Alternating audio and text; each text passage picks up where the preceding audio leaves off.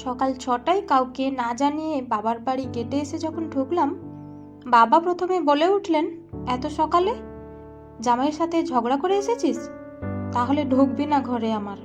নির্ঘুম রাতে, ক্লান্ত শরীর, গাড়ি না পাওয়ায় এতটা পথ হেঁটে আসার পর বাবাকে দেখে কোথায় ছুটে গিয়ে বুকে আছড়ে পড়ব, কিন্তু বাবার প্রথমেই এমন প্রশ্ন ছুড়ে দেওয়ায় বাবার বাগানের গতকাল তুলতে ভুলে যাওয়া সে বাসি ফুলের মতো আবিষ্কার করলাম নিজেকে। আলতো ছোঁয়ায় এখনই করে ঝরে পড়ব। মা হয়তো রুটি ছেঁকছিল, কারণ রুটি সেঁকার পোড়া মিষ্টি সুগন্ধ আসছে। বাবার কথা কানে যাওয়ায় খুন্তি হাতে বেরিয়ে এলো। আমাকে দেখে প্রথমেই চওড়া হাসি দিয়ে পা বাড়াতেই বাবা আবার হুঙ্কার দিয়ে বলে উঠল, মেয়ে বাপের বাড়ি আসবে ভালো কথা, ওকে বলে দিও ঝগড়া ঝামেলা করে এইখানে এলে আমার ঘরে কোনো জায়গা নেই। বাবার কথা মা খুব একটা অমান্য করে না, কিন্তু এই কথা যেন মায়ের কানেই যায়নি। মা ছুটে এসে আমাকে ধরে। আমার হাত পায়ে তীব্র কাঁপুনি শুরু হয় মায়ের এমন আদর মাখা হাতের স্পর্শ পেয়ে। মা উৎকণ্ঠা নিয়ে বলে ওঠে, কি রে মনি, জ্বর নাকি তোর? আয় ভেতরে আয়। আমাদের একতলা বাড়ি, চারিদিকে বাগান আর গাছপালা। গাছপালা না, ওগুলোকে ঝোপ বলাই ভালো, পরিষ্কার করার কেউ নেই তাই। রান্নাঘর, বিশাল বারান্দা আর 4টা রুম। এইটা দাদুর আমলের বাড়ি। এই শহরে এমন জায়গায় এমন বাড়ি সবার কাছেই অদ্ভুত লাগে। আশেপাশে সব বড় বড় আকাশ ছোঁয়া বাড়ি। বাবা চিরকালই সন্তানদের শাসনে রাখার বিশ্বাসী। মা স্টিলের থালায় করে ধোঁয়া ওঠা বাঁধাকপি ভাজি আর সবে ফুলে উঠেছিল এমন একটা রুটি তাওয়া থেকে অনেকটা খাবলে নামিয়ে ছেড়ে আমার মুখে তুলে দিল। আমার শুকিয়ে যাওয়া ঠোঁট যেন গরম রুটির ভাপে আরও কুঁকড়ে যাচ্ছে।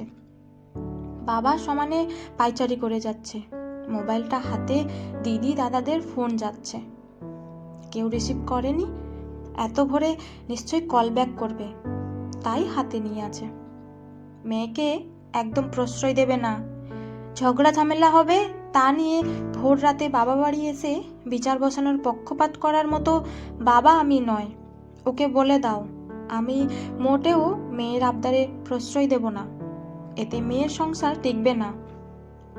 আমি মায়ের দিকে তাকাতেই মা চোখ টিপে খেয়ে নিতে বলে আমার হাতে থালা ধরিয়ে দিয়ে উঠে গিয়ে বাবাকে বলল, মিতা আসুক, ও কথা বলবে, তুমি শান্ত হও। আমরা তো জানি মনি এমন হুটহাট কাজ করার মেয়ে না, নিশ্চয়ই কিছু হয়েছে, আমি বুঝিয়ে পাঠিয়ে দেব। মায়ের কথাটা শুনে রুটিটা যেন গলায় আটকে গেল। কেউ একবারের জন্য জানতেও চাইছে না যে কি হয়েছে, কেন এসেছি, 2 বছরের ঘুমন্ত বাচ্চা ফেলে কেন পালিয়ে এলাম। আমরা 4 ভাই বোনের মধ্যে আমি সবার ছোট। বড় দিদি আর দাদা কাছাকাছি বয়সের, আমার সাথে ওদের পার্থক্য প্রায় 15 বছরের মতো। ছোট দাদার সাথে 5 বছরের পার্থক্য। ছোটবেলা থেকেই বড় অভিমানী আর আত্মসম্মান বোধ ছিল আমার। বাবাকে দেখেই শেখার হয়তো। কেউ যদি একবার আমাকে কোনো কিছুতে না বলতো, সে জিনিস বা ব্যক্তিটির দিকে আর ফিরেও তাকাতাম না। বন্ধু মহলে তা আমাকে অহংকারী নাম দেওয়া হয়েছিল। নিজের অনিচ্ছা সত্ত্বেও বাবার পছন্দের বাড়ি গাড়িওয়ালা এক সুপাত্রের সাথে বিয়ে হলো। বিয়ের 2 দিনের মাথায় বুঝে গিয়েছিলাম এদের ঘরে কোনো কিছুর অভাব না থাকলেও ঘরে মেয়েদের প্রতি সম্মান দেখানো মনোভাবের বড্ড অভাব, যেটা বাবা রাগী মানুষ হলেও আমাদের ঘরে ছিল না। শিমুল কথায় কথায় বাপের বাড়ি নিয়ে কথা বলে। ও মায়ের কথা শুনে ভালো খারাপ বিচার না করে কথা শোনায়। শাশুড়ি মায়ের মনে হাজার চেষ্টা করেও নিজেকে যোগ্য করে তুলতে পারিনি। কখনো লিমিট ক্রস না করলেও মুখের কথা, সারাক্ষণ ঝগড়া ঝামেলায় এক সময় আমি ক্লান্ত হয়ে পড়ি। আমাকে চাকরি করতে দেওয়ার কোনো প্রয়োজন তাদের নেই। সব আছে তো, সত্যি সব আছে, দামি শাড়ি, দামি ব্যাগ, হাত খরচের টাকা, তবে নেই শুধু মানসিক শান্তি। যে 2টা মানুষের সাথে সারাটা দিন কাটাতে হয়, সে মানুষ দুইটা যদি আপন না হয়, তবে বাইরের থেকে তাকালে এইটাকে কোনো সমস্যার আওতায় আনা যায় না। মানুষ কত কষ্টে আছে, খেতে পায় না, পড়তে পায় না, জামাই মদ খায়, মারে, টাকার জন্য চাপ দেয়। শ্বশুর বাড়িতে দেবর, যা, ননদ, কত ঝামেলা। আমার এইসব কিছুই নেই, তাই নিজেই ঝামেলা বানাচ্ছি। মাকে ফোন করে মাঝে মধ্যে কান্নাকাটি করে বললেও পাশে বাবার স্বর শোনা যায়। মেয়ের সংসারে নাক না গলানো আদর্শ বাবার মতো বলে। মেয়ের এইসবে কখনো প্রশ্রয় দেবে না, এতে মেয়ের সংসার টেকে না। মাও আমাকে আশ্বাস দেয়, ঠিক হয়ে যাবে, তোরই তো সংসার, সব তো পাচ্ছিস, কয়জন পায় এমন? আমি দীর্ঘশ্বাস ফেলি, যা মোবাইলের ও প্রান্ত থেকে এ প্রান্ত আসে না। সারা জীবন আত্মসম্মান বোধটাকে একটু একটু করে জ্বালিয়ে সংসার খেলাপাতি। ছেলের সাথে খেলতে বসি। শিমুলকে বাবা ফোন করে সব জানিয়েছে। বাসায় এসে দুপুরে খেয়ে যাওয়ার দাওয়াত দিয়েছে। সে ভদ্রতা ঝরে পড়া কণ্ঠে জানালো তার অফিস সে সন্ধ্যায় আসবে, তখন বাবার সাথে দাবা খেলা হবে। বাবা আপ্লুত। এমন মেয়ের জামাইয়ের জন্য বিরক্ত মেয়ের উপর। দিদি এসে গেল, কাছেই ওর বাসা। আমি এখন নিজের জন্য থাকা সে রুমে। দিদির বয়স এখন 40 ছুঁই ছুঁই। চাকরি করে এই সালোয়ার কামিজ পরে, তাই অত বয়স লাগে না। দিদির যখন বিয়ে হয় তখন আমার বয়স 10। দিদি 4 দিনের মাথায় এক সকালে এইভাবে চলে এসেছিল। আমি তখন কিছুই বুঝতাম না। সেবার ওকে পাঠিয়ে দেওয়ার হলো। আবার 1 বছর পর এলো। আমি ঘুমন্ত ভেবে দিদিকে আমার খাটে বসিয়ে বৌদি বোঝাচ্ছিল, শরীরের সুখটা কি সবচেয়ে বড়? দেখো না, সমাজে এই কারণ কি তুমি সবার সামনে বলতে পারবে? আর কোনো অসুবিধা তো নেই, অ্যাডজাস্ট করে নাও। আরও অনেক কথা হয়েছিল, সেদিন না বুঝলেও এখন মনে পড়লে মাঝে মধ্যে মধ্যরাতে জানালায় পর্দার ফাঁক গলে আসা হিম বাতাসের মতো কাঁপুনি দেয়। দিদির এখন বিশাল সংসার, একাই করতেছে, কিন্তু মাঝে মধ্যে আমি ওর দিকে যখন তাকাই কি সূক্ষ্ম একাকিত্ব দেখতে পাই, যেন স্থির কোনো বৃক্ষ। দিদি বেশ ব্যস্ত ভঙ্গিতে আমার কাছে ঘটনা কি জানতে চাইল। আমি আসলে বলার মতো কোনো উপযুক্ত ঘটনা পেলাম না, কারণ আমার যে সে ঘরে দম বন্ধ হয়ে আসে।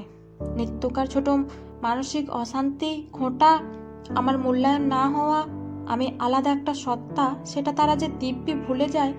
এইসব ঠিকঠাক গুছিয়ে বললেও দিদি বলে, আমার স্কুলে এক টিচার আছে, খুব কষ্ট করে সংসার চালায়, হাজবেন্ড খোঁজ অবধি নেয় না, 2টা ছেলে, মা বাবাও দেখে না।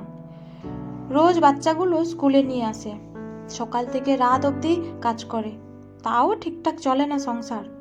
স্বামীকে ঘরে আনার কত চেষ্টা, তার চেয়েও কি বেশি খারাপ আছিস নাকি তুই?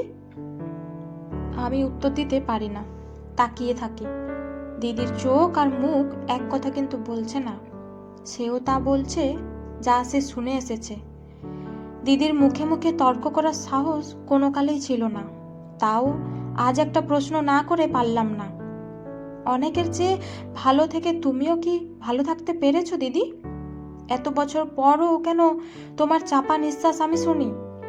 আমার আপন মানুষগুলোর কারো একটু সাপোর্ট পেলে তুমিও কি আর একটু ভালো থাকতে পারতে না? দিদি স্থির দৃষ্টিতে তাকিয়ে আছে। বাদামি কালো চোখের মনির চারপাশটা চকচক করছে, তবে গড়িয়ে পড়ছে না কিছু। দোয়েল পাখির কিচকিচ শব্দে বিশাল একটা স্থির সময় যেন কাটছেই না। আর কিছু না বলে উঠে চলে গেল রান্নাঘরে মাকে সাহায্য করতে। মা এর মধ্যেই মাংসের জন্য পেঁয়াজ মরিচ তুলে দিয়েছেন, তেজপাতা গরম মশলায় ফোড়ন দিয়ে। একে একে সবাই এসে বলল, বাচ্চার জন্য সব সহ্য করতে হয়, নইলে কি আর মা হওয়া যায়? শিমুলের মা একটু ওরকম আর কি। কথা শোনায় অযথা। কিছু মানুষ থাকে এমন, কারো সুখ সহ্য করতে পারে না, সংসার তো তার, তাই না? আমার দৃষ্টি স্থির হয়ে আছে বাড়ির দেওয়াল ঘেঁষে দাঁড়িয়ে থাকা পুরনো কালো চামড়া ধারণ করা সে আম গাছটার উপর। কেমন স্থির, আমের দিনে আম দেয় কোনো যত্ন ছাড়া, বাকি সময় ওভাবেই থাকে। আমরা সে গাছে কত চামড়া তুলে খেলতাম, দোলনা লাগিয়ে খেলতাম, এরপর ভুলে যেতাম আছে নাকি না নেই সেই গাছটা। আমরা আমাদের অস্তিত্বকে ঠিক এমন বানিয়ে ফেলি এক সময়। দিদি আমার কাঁধে হাত রেখে বলে, মেয়েরা আসলে এমনই একটা নারী বৃক্ষ। শিমুল বাড়ি এলো, ভালো খাওয়া দাওয়া করলো, হেসে কথা বলল, আলোচনা বসলো। দেশ, রাজনীতি, কত কিছু। কাল রাতের সে বিশ্রী ভাষার কথাগুলোর সাথে এই মানুষটার কোনো মিল নেই। রাতে ওর সাথে বাসায় ফিরে এলাম, ওর সাথে একটা কথাও হয়নি আমাদের। আমার এমন দুঃসাহসিক বেয়াদবির শাস্তি হিসেবে কাজের মেয়েটা বিদায় দেওয়া হলো। ঘরে বসে কোনো কাজ না করেই খেয়ে দিয়ে আমি দুঃখ বিলাস করছি। পরের দিন ওয়াশরুমে টুলে বসে শিমুলের শার্টের কলার পরিষ্কার করছিলাম, দুই হাতে হাঁটুর উপর তুলে। শিমুল আরেকটা শার্ট ওয়াশরুমের ফ্লোরে ছুঁড়ে দিয়ে ব্যঙ্গস্বরে বলল, খুব তো গিয়েছিলে বাপের বাড়ি, রাখলো? সেই তো গুছিয়ে দিল আবার। অন্য সময় হলে আমার এ কথার কান্না আসতো কিংবা প্রতিবাদ করতাম। আজ যেন কথাটা আমিও সত্য মেনে আমার কলারটা পরিষ্কার করে মনোযোগ দিলাম, যেন তেমন কোনো কথাই না এটা। দিদির কথাটা মনে পড়লো আবার। মেয়েরা এইভাবে ধীরে নিজেকে বৃক্ষ বানিয়ে ফেলে। মেয়েরা আসলে এক একটা নারী বৃক্ষ।